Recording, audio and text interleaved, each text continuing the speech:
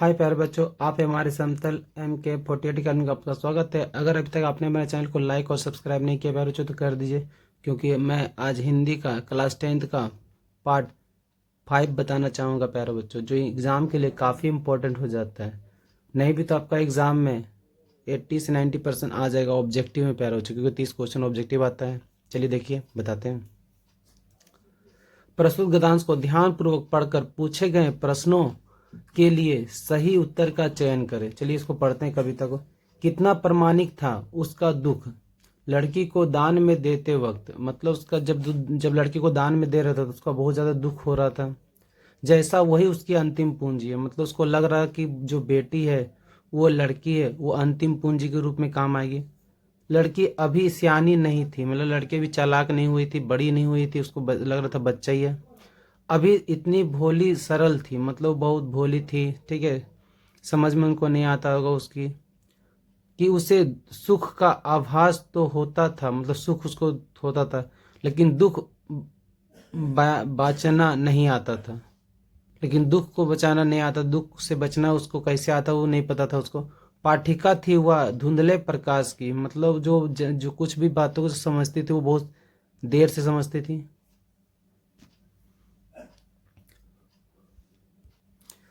कुछ तुकों और कुछ लायकबद्ध पंक्तियों की, मतलब कुछ कुछ बातों को समझती थी। चलिए पढ़ते हैं। कवि ने किसके दुख को प्रमाणित कहा है? भाई के, माँ के, पिता के या बहन के? तो कहा गया माँ को, क्योंकि इस कविता में बेटी के बारे में बोला गया। जो बेटी जो अपना दुख प्रकट करती है वो माँ ही प्रमाणित करती है।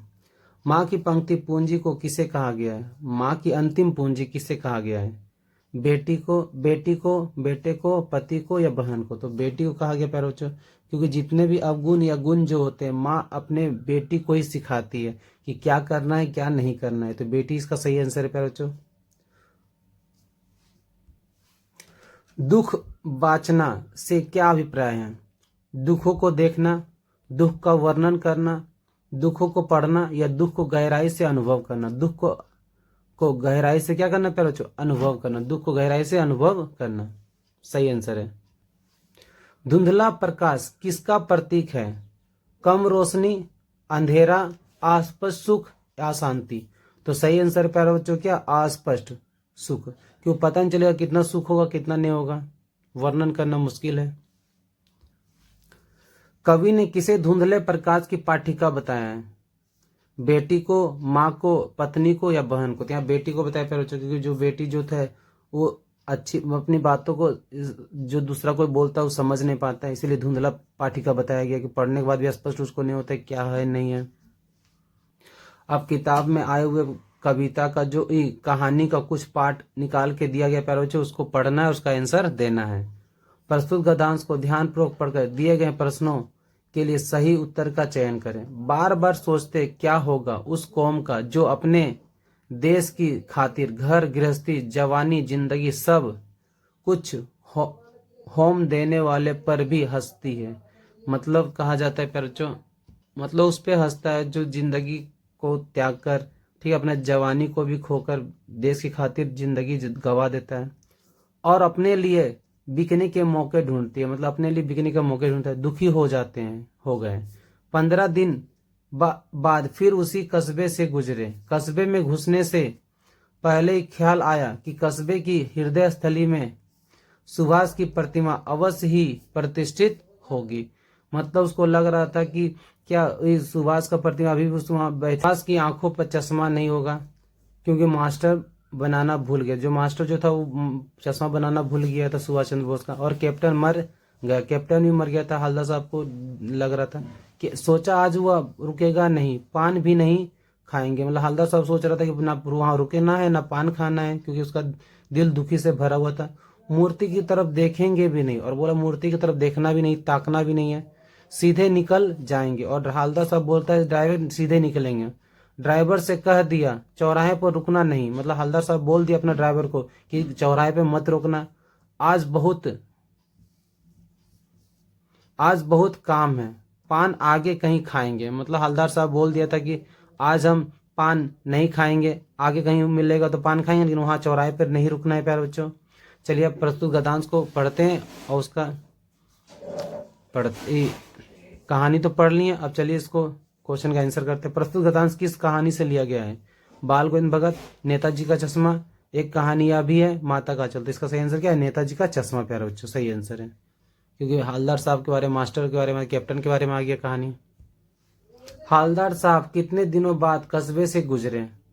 10 दिनों बाद, 12 दिनों बाद, 13 दिनों बाद या 15 दिनों बाद? तो इसका सही आंसर है जो 15 दिनों बाद उस कस्बे से गुजरे।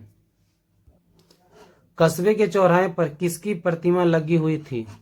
नेताजी सुभाष चंद्र बोस की, पंडित जवाहरलाल नेहरू की, डॉक्टर राजेंद्र प्रसाद की, महात्मा गांधी की। तो इसका सही आंसर क्या? नेताजी सुभाष चंद्र बोस का प्रतिमा लगा हुआ था पहले चौराहे पे, जो चश्मा नहीं पहना हुआ था। हालदार साहब को क्यों लगा कि अब मूर्ति पर चश्मा नहीं होगा? चलिए पढ़ते हैं। पान वाला मूर्ति पर चश्मा नहीं पहनाएगा, कैप्टन मर गया, हालदार साहब चौराहे से नहीं गुजरेंगे, कस्बे के चौराहे से मूर्ति का हटा दिया गई थी। क्यों कैप्टन मर गया था प्यारे बच्चों। हालदार साहब को क्यों लगा कि अब मूर्ति पर चश्मा नहीं होगा? कैप्टन मर गया था, जाहिर से कैप्टन मर गया तो चश्मा कहां से लगा हुआ रहेगा। निम्नलिखित प्रश्नों के लिए सही उत्तर का चयन करें। लेखक की माँ काजल कहाँ लगाती थी? मतलब काजल कहाँ लगाता था प्यारे बच्चों लेखक की माँ? नाभि और लीलार में, आंखों और माथे पर, हथेली और पैरों पर, नाभि और हथेली पर। तो कहा जाता है प्यारे बच्चों नाभि और लीलार पे लगाता था। ठीक है, अगला, सना सना हाथ जोड़ी प्रार्थना लेखिका ने किस देश की युवती से सीखी थी? मतलब जो सना सना जो हाथ जोड़ी जो कभी जो प्रार्थना है, स्तुति है, लेखिका ने किससे सीखा था? वर्मा की, श्रीलंका की, नेपाल की या चीन की? वो सीखी थी प्यारे बच्चों नेपाल की युवती से, लड़की से सीखी थी, स्त्री से सीखी थी। अगर ये वीडियो आपको पसंद आया प्यारे बच्चों तो हमारे चैनल को लाइक और सब्सक्राइब कर दीजिए। ठीक है, इसी तरह वीडियो हमारे चैनल पर अपलोड होते रहेंगे। चलिए मिलते हैं नेक्स्ट वीडियो में। Thank you watching video.